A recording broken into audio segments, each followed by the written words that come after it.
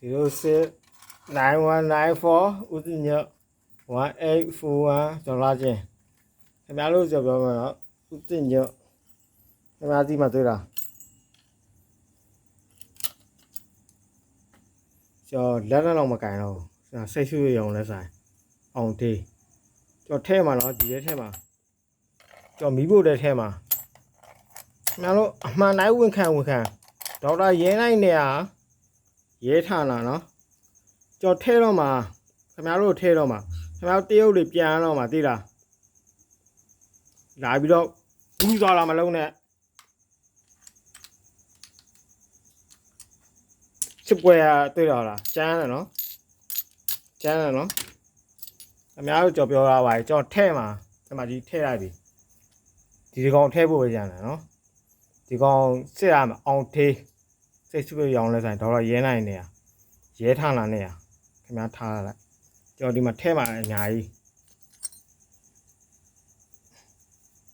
နော်ဒါထားလာပြီလားသူအပေါ်ဆုံးမှာထားရပဲဒီကောင်ထဲမှာခင်ဗျားတလင်းတမယားစနစ်မကျင့်သုံးဒီမှာထဲလိုက်ပြီဒီကောင်ထဲလိုက်ပြီအောင်သေးတစ်ဖေးဆိုင်ဟိုမှာပါတယ်ဘာပြောလဲသူခဝတ်တီဦးရင်ဟဲ့လင်မိုးဒိတ်တာမတိရသူခဝတ်တီဦးရင်ဒီလိုမဖယ်ဘူးဟုတ်လားမဖယ်ဘူးပြောလိုက်မော်ဒီပန်းချန်ရတော့ရုံးဝတိလင်မိုးရုံးဝတိရွှေဆိုင်တွေ့တယ်နော်ကြော်ကြမ်းပြီနော်ကြော်ကြမ်းစစ်ပွဲကြမ်းလာမယ်နော်ဒါပဲပြောရမယ်အများတရုတ်တမတော်နောက်ဆုံးဆုတ်လိုက်မဆုတ်ရင်စောက်ခွက်လေးလန်ထောက်ရမယ်သိတော့လားအဲ့လိုလေးလန်ထောက်ရမှာသိတော့လားညာတရုတ်တမတော်နောက်ဆုတ်လိုက်ရွှေနန်းတော်လေးပဲလာမလို့နဲ့ရွှေနန်းတော်ရွှေဆိုင်ဆိုရင်ကြော်ပြောရမယ်ရွှေနန်းတော်ရှိတယ်နိုင်သူရွှေဆိုင်သူနိုင်ရွှေဆိုင်ရှိတယ်နော်ရွှေနန်းတော်ကမျိုးရွှေဆိုင်ကပေါ့အာကစားသမားတွေဘာလုပ်ဝေးတိုင်းလဲရွှေဖလားတစ်လုံးတော့မလုပ်ဝေးနိုင်ဘူးနော်သူနိုင်ရွှေဆိုင်ရွှေဖလားတစ်လုံးတော့မလုပ်ဝေးနိုင်အာကစားသမားတွေဘောလုံးသမားတွေရှိတယ်ဗျာကျွန်တော်တို့နိုင်ငံမှာဘောလုံးသမားတွေရှိတယ်လက်ဖို့လီးတာနော်ကြော်ပြောပြမယ်ကျွန်တော်နိုင်ငံစင်းရဲတဲ့နိုင်ငံမဟုတ်ဘူးနော်ရွှေဆိုတာကျဲတဲ့နေရာတူးဖော်လို့ရတယ်နော်အများလို့လီးတာနောက်တယောက်တွေနောက်ဆုတ်လိုက်ရွှေနဲ့တော့နောက်ဆုတ်ဆု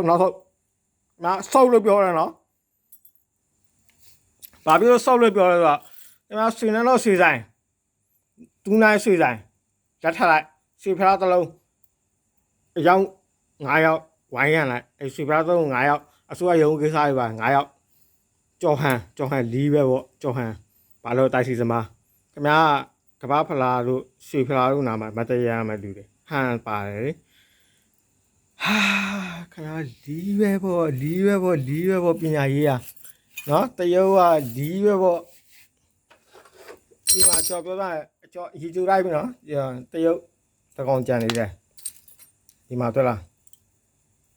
အိုလံပဲကောင်ကြံနေတယ်ကြော်ကျိုးမှာစောက်ခွက်တွေကြည့်လို့မရဘူးဗျာပြောရမယ်ဆိုရင်အစိုးရကလင်ကကျက်ဆိုပြီးလုံးနေတာကောင်